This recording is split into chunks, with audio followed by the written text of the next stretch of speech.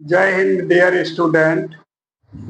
आज हम control and coordination chapter का बायो का सेकंड पार्ट डिस्कस करने जा रहे हैं, कोऑर्डिनेशन इन एनिमल्स। ये चैप्टर बहुत इंटरेस्टिंग है और सिर्फ बढ़िया से समझ लेना है और फिर कोई दिक्कत इस चैप्टर में नहीं होगा। जैसे फर्स्ट पॉइंट है इसमें कि रिसेप्टर सेल। रिसेप्टर सेल क्या होता है? तो special types of cells which are present in sense organs sensitive to specific stimulus, जो सेंसिटिव हो खास स्टिमुलस के प्रति, तो आर कॉल्ड रिसेप्टर सेल्स। यानी हम लोग का बॉडी में सेंस ऑर्गेन्स होता है, 5 गो सेंस ऑर्गेन्स है, आई, ईयर, स्किन, टंग, नोज। इस पांचों सेंस ऑर्गेन में कुछ खास तरह का सेल पाया जाता है जो कुछ खास तरह के स्टिमुलस के प्रति ही सेंसिटिव होता है और उसी को हम रिसेप्टर सेल कहते हैं। जैसे receptor cell sense organ, photo receptor cells ये आई में पाया जाता है। आई से हम लोग ऐसे भी फोटो देखते हैं, कोई भी चीज देखते हैं तो फोटो देखते हैं तो फोटो रिसेप्टर सेल हो गया। ईयर है फोनो रिसेप्टर सेल, फोन हम लोग तो यूज करते ही हैं तो उसी से फोनो रिसेप्टर सेल्स याद रखने में इजी रहेगा।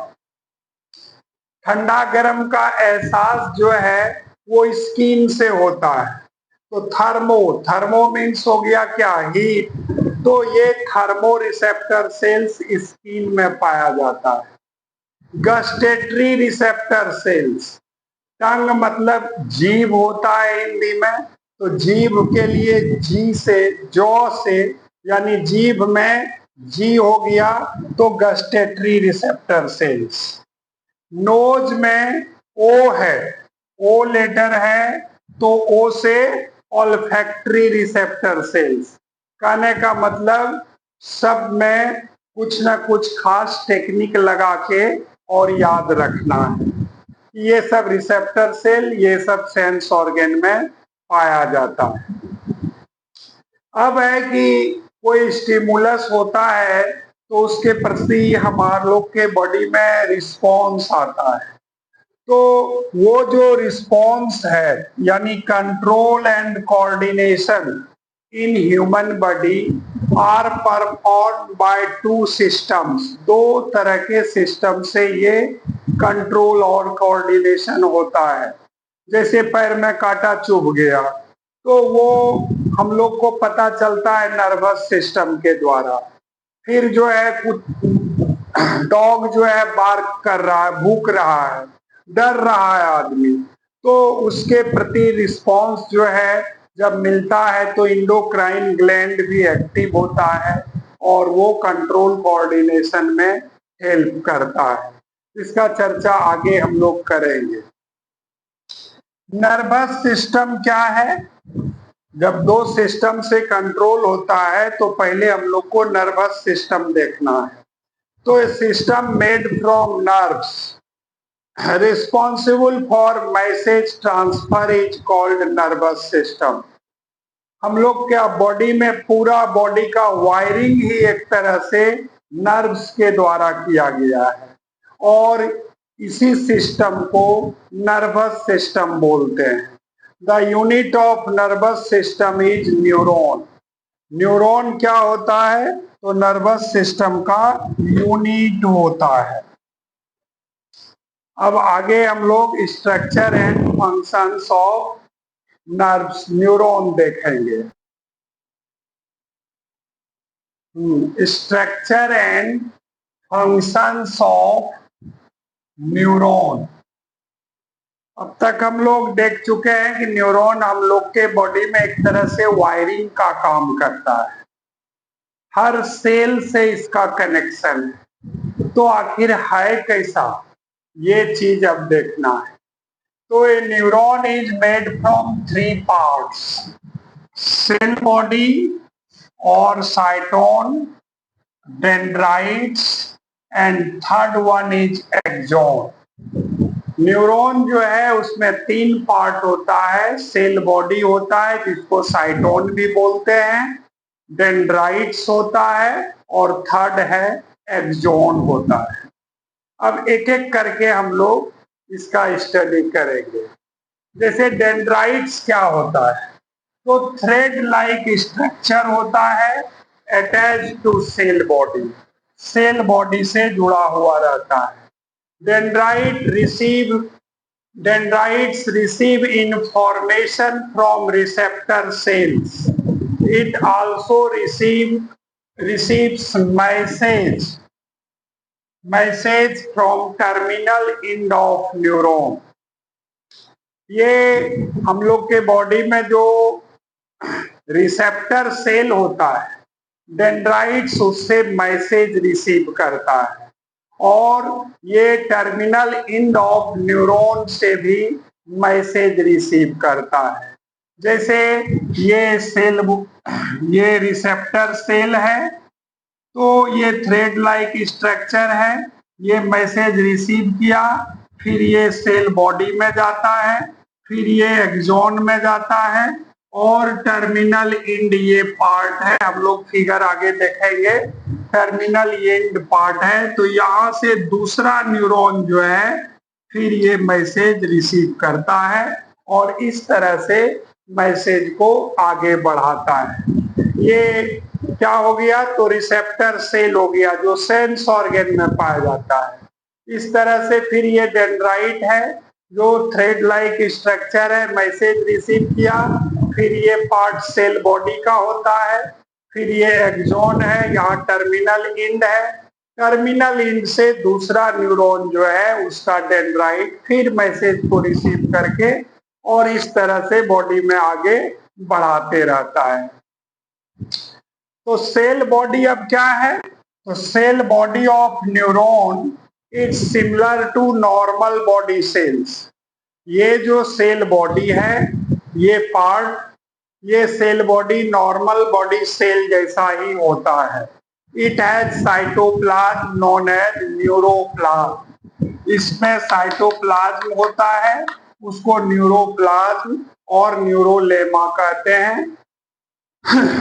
न्यूक्लियस भी होता है and some threads of RER, nucleus and some threads of RER. इसमें न्यूक्लियस भी पाया जाता है, threads of RER, rough endoplasmic reticulum भी उस साइटोप्लाज्म में पाया जाता है, जिसको कि हम थ्रेड के रूप में, फ्रेगमेंट के रूप में रहता है, निजल्स ग्रेन्यूल कहते हैं। यानी आरईआर के थ्रेड को निजल्स ग्रेन्यूल कहते हैं। नेक्स्ट पार्ट है एक्सॉन, यानी ये सेल बॉडी के बाद वाला जो पार्ट है ये एक्सॉन कहलाता है। तो ये टेल लाइक स्ट्रक्चर है, ये सेल बॉडी के बाद ये टेल लाइक स्ट्रक्चर है, अटैच्ड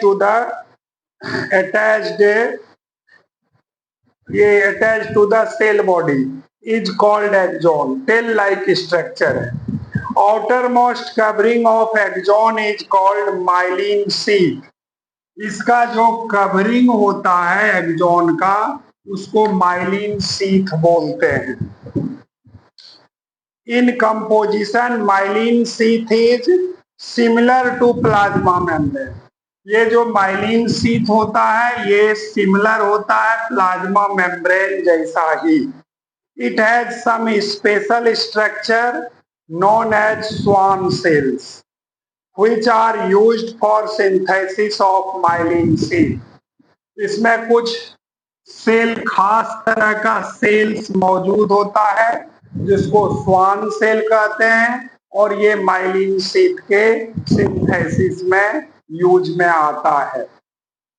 जिससे एक्सॉन में माइलिन शीथ रहता है उसको मेडुलेटेड न्यूरॉन कहते हैं, जिसमें नहीं रहता है नॉन मेडुलेटेड न्यूरॉन कहलाता है। अब आगे बढ़ते हैं हम लोग।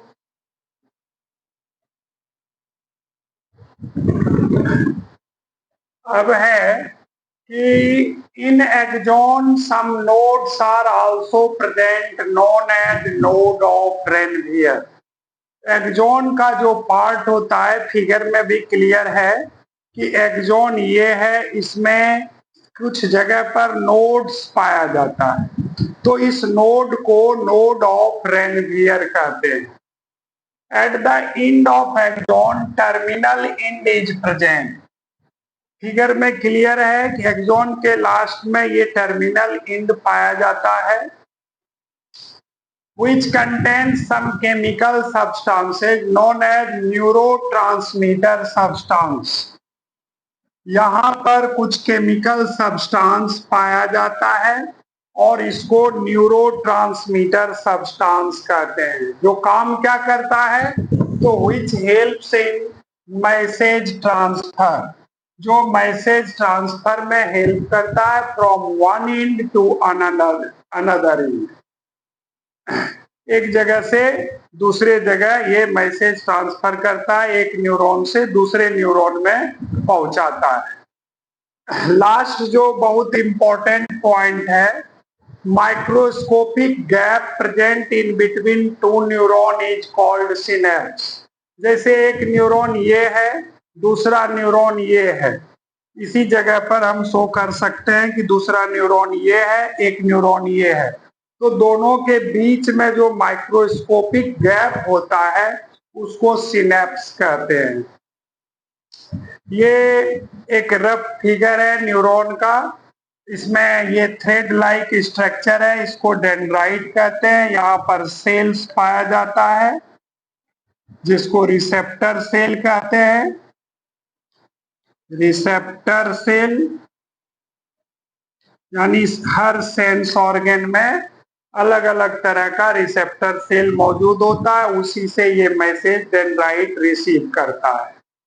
ये सेल बॉडी है या साइटोन है, इसमें साइटोप्लाज्म पाया जाता है, न्यूक्लियस भी पाया जाता है और थ्रेड्स ऑफ आर पाया जाता है जिसको नीजल्स ग्रेन्यूल कहते हैं। ये एक्सॉन है, इसका कवरिंग को हम माइलिन शीथ कहते हैं। जगह जगह पर नोड्स पाया जाता है, उसको नोड ऑफ रेनवियर कहते हैं। इसमें कुछ खास तरह का सेल होता है जिसको स्वान सेल कहते हैं, ये माइलिन शीथ बनाने में हेल्प करता है। फिर ये टर्मिनल एंड हुआ, यहाँ पर स्वेलन स्ट्रक्चर होता है और उसमें न्यूरोट्रांसमीटर सब्सटेंस पाया जाता है। इस स्वेलन स्ट्रक्चर को बटन भी बोला जाता है, बटन। अच्छा, अब है कि organs of human nervous system. क्या क्या नर्वस सिस्टम में ह्यूमन का ऑर्गन्स है, तो फर्स्ट है ब्रेन, स्पाइनल कॉर्ड और नर्व्स।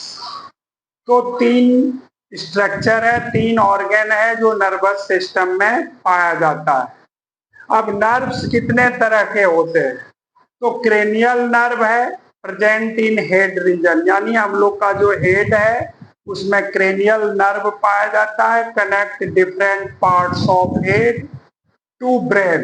ये डिफरेंट पार्ट्स को, आई जैसे है, ईयर है, ये सबको ब्रेन से कनेक्ट करता है। Spinal nerve connect our body parts to spinal cord. Body का जो पार्ट्स है उसको स्पाइनल कॉर्ड से, जो वर्टिब्रल कॉलम के बीच में रहता है थ्रेड लाइक स्ट्रक्चर, उससे कनेक्ट करता है। विस्सेरल नर्व जो है वो डिफरेंट ऑर्गन्स को कनेक्ट करता है। तो इस तरह से नर्व्स के बारे में ये पार्ट हुआ। आगे बढ़ते हैं। अब है पार्ट्स ऑफ नर्वस सिस्टम, यानी हम लोग के बॉडी का जो नर्वस सिस्टम है उसमें क्या क्या पार्ट्स होता है। तो सेंट्रल नर्वस सिस्टम जिसको सीएनएस भी शॉर्ट में बोलते हैं। इसमें ब्रेन और स्पाइनल कॉर्ड प्रेजेंट होता है, यानी ब्रेन रीजन और स्पाइनल कॉर्ड जो वर्टिब्रल कॉलम में पाया जाता है, थ्रेड लाइक स्ट्रक्चर होता है। ये दोनों पार्ट जो है सीएनएस का पार्ट होता है। दूसरा है पेरिफेरल नर्वस सिस्टम यानी पीएनएस। इसमें ब्रेन और स्पाइनल कॉर्ड के अलावे जितना भी नर्व्स है सब पेरिफेरल नर्वस सिस्टम का पार्ट्स कहलाता है। नेक्स्ट जो बहुत ही इंपॉर्टेंट पॉइंट है, ये बराबर बोर्ड एग्जाम में आते रहता है कि रिफ्लेक्स एक्शन क्या होता है। रिफ्लेक्स एक्शन तो पिछले क्लास में हम चर्चा किए थे स्टिमुलस का, any type of action which causes reaction to an organism is called stimulus. जैसे रिंगिंग ऑफ बेल, तो ये स्टिमुलस था। यहाँ अगर हॉट प्लेट को टच करते हैं तो हॉट प्लेट भी स्टिमुलस का ही काम करता है, तो उसी से रिलेटेड ये पार्ट है। Action of organism in response to stimulus, यानी स्टिमुलस के रिस्पॉन्स में हमारे बॉडी का क्या रिएक्शन है, क्विक रिएक्शन, सडन रिएक्शन, उसी को हम रिफ्लेक्स एक्शन कहते हैं। एग्जाम्पल है when we touch a hot plate our hand come back quickly. जब हम एक हॉट प्लेट को टच करते हैं तो हाथ जो है हम लोग का इससे तुरंत हट जाता है। In this process thermoreceptor cells present in skin, यानी हाथ में जो थर्मोरिसेप्टर सेल होता है वो thermoreceptor cell receives message about hotness. ये थर्मोरिसेप्टर सेल हाथ में पाया जाता है, ये हॉटनेस का मैसेज रिसीव करता है। This message further received by dendrites of neuron. जब ये हॉटनेस का मैसेज रिसीव किया थर्मोरिसेप्टर सेल, तो फिर यहाँ से अब न्यूरॉन का काम शुरू होता है। न्यूरॉन का डेंड्राइट जो है मैसेज को रिसीव किया, फिर ये आगे बढ़ाता है मैसेज को dendrites of neuron and move towards spinal cord through sensory neuron.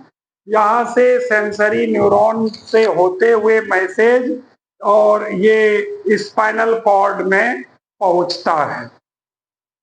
In spinal cord this message is transferred to motor neuron. हम लोग के स्पाइनल कॉर्ड में एक बहुत छोटा मोटर न्यूरॉन पाया जाता है, तो ये सेंसरी न्यूरॉन से मैसेज आया, वो मोटर न्यूरॉन को मैसेज दे देता है। और फिर जो है ये motor neuron by relay neuron, from motor neuron message transfer to muscle cells, यानी मोटर न्यूरॉन के द्वारा ये मैसेज जो है पहुंच जाता है हम लोग के मसल सेल्स में। यानी यहाँ से सेंसरी न्यूरॉन गया मैसेज लेके स्पाइनल कॉर्ड में, स्पाइनल कॉर्ड में ये सेंसरी न्यूरॉन हुआ, यहाँ रिले न्यूरॉन है और रिले न्यूरॉन जो है मैसेज मसल्स में भेज देता है। मसल्स में प्रोटीन मॉलिक्यूल्स में कंट्रैक्शन होता है जिससे कि हम लोग का हाथ तुरंत बैक हो जाता है। अब उसी चर्चा करेंगे उसी का। मसल सेल्स में चूंकि एक्शन होता है इसलिए इसको इफेक्टर भी बोलते हैं।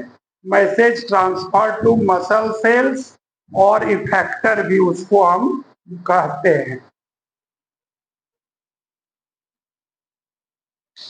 हाँ, तो बात हो रही थी कि स्पाइनल कॉर्ड से मैसेज जो है वो मोटर न्यूरॉन के द्वारा हम लोग के मसल्स में पहुंचता है। तो फिर क्या होता है कि protein molecules present in muscle cells contract. यहाँ पर जो मसल सेल्स में प्रोटीन पाया जाता है उसमें कंट्रैक्शन होता है। which causes contraction to the muscle cells, और मसल सेल्स में कंट्रैक्शन होता है।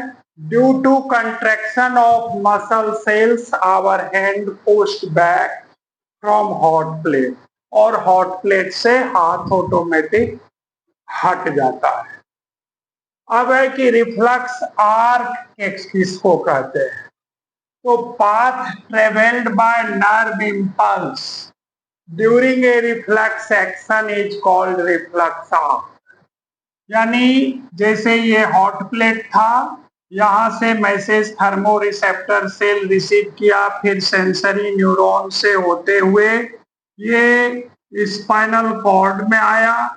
यहाँ पर स्पाइनल कॉर्ड में रिले न्यूरॉन मौजूद है, तो रिले न्यूरॉन ये सेंसरी न्यूरॉन हो गया, यहाँ रिले न्यूरॉन है, और फिर ये मोटर न्यूरॉन के द्वारा मसल सेल्स में आता है।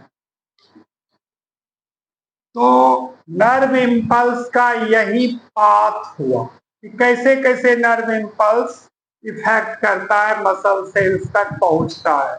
यहां से स्टार्ट हुआ, स्पाइनल कॉर्ड में गया, स्पाइनल कॉर्ड से फिर ये आ गया इफेक्टर सेल्स में। तो इसी पाथ को रिफ्लक्स आर्क कहते हैं। नेक्स्ट है कि reflexes are of two types. Reflexes जो होता है वो दो तरह का होता है। कौन कौन? तो स्पाइनल रिफ्लेक्स और सेरेब्रल रिफ्लेक्स। स्पाइनल रिफ्लेक्स किसको कहते हैं? तो such type of reflex action in which brain is not involve. यहाँ पर ब्रेन का इन्वॉल्वमेंट नहीं हुआ, तो ऐसे रिफ्लेक्स को हम स्पाइनल रिफ्लेक्स कहते हैं। एग्जाम्पल क्या है? तो on touching hot plate our hand pushed back automatically. इसमें ब्रेन का इन्वॉल्वमेंट नहीं हुआ, यानी ऐसा रिफ्लेक्स एक्शन जिसमें ब्रेन इन्वॉल्व नहीं होता है उसको हम स्पाइनल रिफ्लेक्स कहते हैं। सिर्फ स्पाइनल कॉर्ड इन्वॉल्व होता है, ब्रेन नहीं होता। नेक्स्ट पॉइंट है सेरेब्रल रिफ्लेक्सेस। तो such type of reflex action in which brain is involve, जैसे contraction of pupil of our eyes in bright light. जब हम लोग कड़ा धूप में तेज प्रकाश में चलते हैं दोपहर के समय, खासकर गर्मी दिन में, तो हम लोग फील करते हैं कि हम लोग का आई का जो पुपिल है वो थोड़ा छोटा हो गया, आई छोटा हो जाता है ताकि कम लाइट इंटर कर सके। तो इसमें ब्रेन का इन्वॉल्वमेंट होता है, तो ऐसे रिफ्लेक्स एक्शन को हम सेरेब्रल रिफ्लेक्स कहते हैं। अब है एक स्टूडेंट स्कूल जा रहा है और स्कूल जाते समय वो हाथ में घड़ी देखता है, पाता है कि हमको स्कूल जाने में लेट हो रहा है। तो इसको हम कैसे एक फ्लो चार्ट के द्वारा, इस रिफ्लेक्स एक्शन को कैसे एक फ्लो चार्ट के द्वारा शो कर सकते हैं? तो उसके लिए है कि सबसे पहले तो वॉच देखा, घड़ी देखा। लड़का जब घड़ी देखता है तो उसके आई में फोटो रिसेप्टर सेल होता है, वो एक्टिवेट होता है। ये मैसेज को लिया, मैसेज फिर सेंसरी न्यूरॉन के द्वारा ब्रेन में पहुंचता है, और ब्रेन से फिर मोटर न्यूरॉन के द्वारा ये लेग में पहुंचता है। ब्रेन में एनालिसिस होता है कि हाँ स्कूल जाने में लेट हो रहा है, तो एनालिसिस होने के बाद डिसीजन होता है कि नहीं थोड़ा फास्ट चला जाए। तो ब्रेन जो है मैसेज भेजता है लेग को, और लेग जो है जल्दी जल्दी बढ़ता है ताकि स्कूल समय पर पहुंचा जा सके। ओके, नेक्स्ट टॉपिक है स्पाइनल कॉर्ड। स्पाइनल कॉर्ड तो thread like structure made from nerves present inside vertebral column. Vertebral column के अंदर ये एक थ्रेड लाइक स्ट्रक्चर के रूप में पाया जाता है? प्रेजेंट इनसाइड वर्टिब्रल कॉलम, यानी पीठ वाला जो बोन है, रीढ़ का हड्डी जिसको बोलते हैं, उसको वर्टिब्रल कॉलम कहा जाता है। उसके अंदर जो है थ्रेड लाइक स्ट्रक्चर पाया जाता है और उसी को हम स्पाइनल कॉर्ड कहते हैं। कहां से ओरिजिनेट होता है? तो originates from the end of medulla. Medulla brain का एक पार्ट का नाम है, एक रीजन है, वहीं से ये ओरिजिनेट होता है, जो हिंड ब्रेन का पार्ट, और ये नीचे की तरफ डाउनवर्ड डायरेक्शन में एक्सटेंड करता है। ये पूछा जाता है कि what is spinal cord and from where it originates, ये क्वेश्चन पूछा जाता है। तो ग्लैंड्स जो है, अब ग्लैंड्स के बारे में देखते हैं। तो ग्लैंड्स क्या है? तो ग्रुप ऑफ सेल्स है which secrete some hormones is called gland। कुछ हार्मोन सिक्रीट करता है, ग्रुप ऑफ सेल है, और इसी को हम ग्लैंड कहते हैं। ग्लैंड से दो तरह का होता है। कौन कौन? तो एक्सोक्राइन ग्लैंड और इंडोक्राइन ग्लैंड। एक्सोक्राइन ग्लैंड किसको कहते हैं? तो glands having ducts are called exocrine glands. जैसे पैंक्रियाज है, ओवरी है, ये सब एक्सोक्राइन ग्लैंड कहलाता है। इसको हम एक उदाहरण से समझ सकते हैं। जैसे हम लोग के घर में पानी का टंकी होता है छत के ऊपर, तो उसमें एक पाइप लगा रहता है, यानी पानी आने के लिए पाइप के द्वारा आता है। उसी तरह वैसा ग्लैंड जिसमें डक्ट लगा हुआ हो, डक्ट से उसका सिक्रीशन रिलीज होता हो, तो वैसे ग्लैंड को एक्सोक्राइन ग्लैंड कहते हैं। इंडोक्राइन ग्लैंड क्या है? तो ग्लैंड्स हैविंग नो डक्ट्स, ऐसा ग्लैंड जिसमें डक्ट नहीं हो, यानी पानी का टंकी है और वहीं पर उसमें छेद कर दिया जाए, डायरेक्ट पानी रिलीज हो, तो डक्ट नहीं हो, तो ऐसे ग्लैंड को हम इंडोक्राइन ग्लैंड कहते हैं। इसका एग्जाम्पल पिट्यूटरी ग्लैंड है, एड्रिनल ग्लैंड है। अब है कि कुछ ऐसा भी ग्लैंड है जिसमें दोनों बात पाया जाता है, डक्ट भी है और बिना डक्ट का भी सिक्रीशन निकलता है। तो ऐसा ग्लैंड कुछ है, उसका भी कम से कम दो एग्जाम्पल याद रखना है, उसका सिक्रीशन भी जानना है, क्योंकि ये सब जो है बोर्ड एग्जाम में पूछा जाता है, खासकर सीबीएसई में, स्टेट बोर्ड में जरूर पूछा जाता है कि कौन कौन ग्लैंड्स है जो एक्सोक्राइन और इंडोक्राइन दोनों रूप में काम करता है। तो फर्स्ट आता है पैंक्रियाज। पैंक्रियाज जो है एज एक्सोक्राइन ग्लैंड, ये पैंक्रिएटिक जूस सिक्रीट करता है, जबकि एज इंडोक्राइन ग्लैंड ये इंसुलिन हार्मोन देता है। उसी तरह ओवरी, ओवरी जो है एज एक्सोक्राइन ग्लैंड एग और ओवम रिलीज करता है, जबकि इंडोक्राइन ग्लैंड के रूप में ये oestrogen and progesterone hormone release करता है। टेस्टिस भी है ग्लैंड, टेस्टिस भी एक्सोक्राइन और इंडोक्राइन दोनों रूप में काम करता है।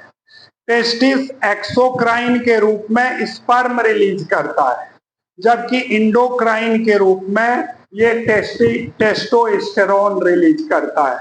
ये सब का फंक्शन हम डिटेल आगे डिस्कस करेंगे। अभी अब ह्यूमन ब्रेन स्टार्ट करते हैं। नेक्स्ट पॉइंट है जो काफी इंपॉर्टेंट है, ह्यूमन ब्रेन। ऐसे तो ह्यूमन ब्रेन के बारे में बहुत कुछ जानना चाहिए, लेकिन क्लास 10 के लायक जो है इतना सफिशिएंट है। और जो क्वेश्चन है बोर्ड सब एग्जाम में आप पूछा जाता है, वो इतना में काम चल जाता है, इससे अधिक जरूरत नहीं पड़ता है, इसे जितना जानिए उतना बेहतर है। तो फर्स्ट पॉइंट है इसमें कि ह्यूमन ब्रेन कहाँ पाया जाता है। तो human brain is located inside the skull. Skull जो है ये जिसको हम लोग खोपड़ी कहते हैं, खोपड़ी के नीचे पाया जाता है। Protected by bony box known as cranium. Just below the cranium, 3 layers thin membrane. Cranium जो हार्ड कवरिंग है उसके ठीक नीचे 3 लेयर का पतला पतला मेम्ब्रेन पाया जाता है। उसको क्या कहते हैं? तो मेनिंजेज कहते हैं। It contains a fluid known as cerebrospinal fluid. इसके इस मेम्ब्रेन के में जो है एक लिक्विड पाया जाता है, उसका नाम याद रखना है cerebrospinal fluid, which acts as a shock absorber.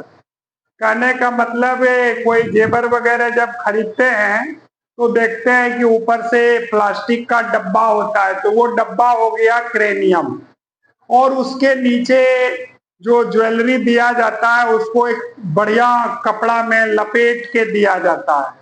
तो ब्रेन भी उसी तरह से रहता है। क्रेनियम के नीचे थिन लेयर है, 3 लेयर का बना हुआ, और उसमें लिक्विड रहता है सेरेब्रोस्पाइनल फ्लूइड। वो हल्का फल्का जो इफेक्ट पड़ता है ब्रेन में उसको शॉक एब्जॉर्बर के रूप में वो लिक्विड जो है झेल लेता है, ब्रेन को किसी तरह का डिस्टर्ब ना होने का प्रयास करता है। तो weight of human brain, human brain जो है वो लगभग 1.5 to 2 kg होता है नॉर्मल एडल्ट पर्सन में। अच्छा भारी होता है, मतलब 1.5-2 किलो का होता है। अच्छा, नेक्स्ट पॉइंट है कि human brain is divided into 3 parts. 3 part में ह्यूमन ब्रेन को डिवाइड किया गया है, फोर ब्रेन, मिड ब्रेन और हिंड ब्रेन। 3 पार्ट होता है। अब फोर ब्रेन के बारे में देखना है कि वो क्या है। तो fore brain mainly consist of cerebrum.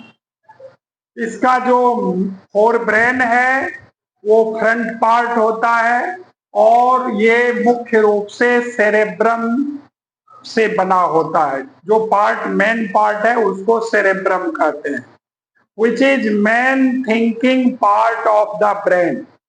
ये सेरेब्रम जो है ब्रेन का मेन थिंकिंग पार्ट है। कोई भी चीज हम लोग जो सोच विचार करते हैं वो सेरेब्रम के द्वारा ही किया जाता है। It is also the site of memory centre. कितना याददाश्त रहता है ये सब फोर ब्रेन पर ही डिपेंड करता है। इंटेलिजेंस, कोई बच्चा कितना तेज है, कोई आदमी कितना तेज दिमाग का है, तो ये कंट्रोल करता है forebrain. And personality, it also controls voluntary action of our body. Personality भी फोर ब्रेन के ही कंट्रोल करता है, साथ ही वॉलंटरी एक्शन को भी ये कंट्रोल करता है। नेक्स्ट पॉइंट है mid brain. Mid brain controls reflex movement of head, neck and trunk part. Head, neck और ट्रंक पार्ट का ये रिफ्लेक्स एक्शन को कंट्रोल करता है। एग्जाम्पल इसका है जो कंट्रोल करता है mid brain, contraction of pupil of eye. आंख का जो पोपिल का साइज ब्राइट लाइट या डिम लाइट में छोटा बड़ा होता है वो मिड ब्रेन ही कंट्रोल करता है। सीबीएसई बोर्ड में खासकर यही सब क्वेश्चन पूछा जाता है, इसी से छोटा छोटा पार्ट करके और पूछा जाता है क्वेश्चन। अब लास्ट पार्ट है hind brain. Last part brain का है हिंड ब्रेन। ये हिंड ब्रेन 3 पार्ट्स में डिवाइड होता है और वो 3 पार्ट्स कौन कौन है? तो पोन्स, सेरेबेलम और मेडुला। पोन्स क्या करता है? तो pons control respiratory activities. Pons जो है वो रिस्पायरेशन को कंट्रोल करता है, उससे रिलेटेड एक्टिविटी को कंट्रोल करता है। Cerebellum, cerebellum maintains posture, balance, etc. Posture को मेंटेन करता है, बैलेंस को मेंटेन करता है, ये सब काम सेरेबेलम करता है। याद रखने के लिए देखो, सेरेबेलम यानी बेलना इसमें छिपा हुआ है। बेलना घर में हम लोग देखते हैं कि बच्चा बुतरू को लेडी लोग जो है उसका मम्मी डराने के लिए बेलना से मारती है। तो बेलना दिखाने के बाद ही बच्चे पर क्या असर पड़ता है? जैसे बच्चा को कहा जाता है कि स्थिर रहो, उसी तरह से स्थिर रहता है बच्चा। तो बेल्ला जो है यानी सेरेबेलम पोस्चर को मेंटेन करता है। बच्चा एकदम चुपचाप हो जाता है बेल्ला के डर से ही। तो ये भी पोस्चर को मेंटेन करता है, बैलेंस को मेंटेन करता है। जब हम लोग साइकिल या मोटरसाइकिल चलाते हैं या कोई भी काम करते हैं तो बॉडी का जो पोस्चर है, बैलेंस है, वो सेरेबेलम मेंटेन करता है। बहुत इंपॉर्टेंट फंक्शन है इसका। नेक्स्ट है थर्ड, मेडुला। तो it controls involuntary action of our body. Involuntary action कहने का मतलब वैसा बॉडी का एक्शन जो हम लोग के चाहने से भी कंट्रोल नहीं होता है। अगर हम चाहेंगे कि हाँ हार्ट बीट कुछ देर के लिए रुक जाए तो वो रुकने वाला नहीं है। पेरिस्टेल्टिक मूवमेंट चाहेंगे कि नहीं अभी बंद रहे पेरिस्टेल्टिक मूवमेंट, तो ऐसा काम नहीं हो पाएगा। यानी बॉडी का वैसा मूवमेंट जो हम लोग के इच्छा पर, विल पर डिपेंड नहीं करता है, उसको इनवॉलंटरी एक्शन कहते हैं। यानी action of our body which is not controlled by our will. तो इनवॉलंटरी एक्शन को कंट्रोल करने वाला मेडुला होता है। For example heart beat, peristaltic movement, ये सब जो है मेडुला ही कंट्रोल करता है। इस पार्ट में कुछ इंपॉर्टेंट फिगर है जिसको जरूर रेडी करना है। जैसे reflex action when we touch hot plate, ये फिगर बराबर बोर्ड एग्जाम में पूछा जाता है, इसलिए इस फिगर को अच्छा से बना लेना है। दूसरा है ह्यूमन ब्रेन। ह्यूमन ब्रेन भी कभी कभी एग्जाम में आ जाता है।